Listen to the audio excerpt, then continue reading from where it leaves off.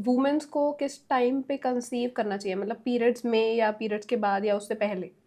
Fertility period की अगर हम बात करते हैं, है ना, जैसे अगर हमारा साइकिल नॉर्मली 30 डेज का साइकिल है, 28 टू 30 डेज का साइकिल, तो पीरियड के जब भी आप काउंट करो, count from the day 1 of your period, है ना। अच्छा। मान लीजिए आपको पीरियड 1 तारीख को आया, तो 8 से लेके 18वां दिन तक अगर आप रोज नहीं तो ऑल्टरनेट डे सेक्सुअल कांटेक्ट में रहते हैं, तो कंसीव करने के चांसेस काफी ज्यादा होते हैं। आपको एक चीज समझने की जरूरत है कि जो स्पर्म होता है वो यूट्रस के अंदर या आपकी बॉडी के अंदर 5 दिन तक रहता है, लेकिन जो आपका अंडा बनता है हर महीने और जो फूटता है वो 24 से 48 घंटे तक ही रहता है।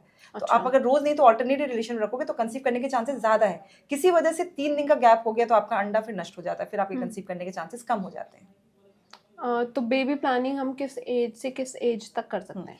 आइडियल एज जो बेबी प्लानिंग की होती है, looking at the Indian and Asian scenario, is between 18 to 35।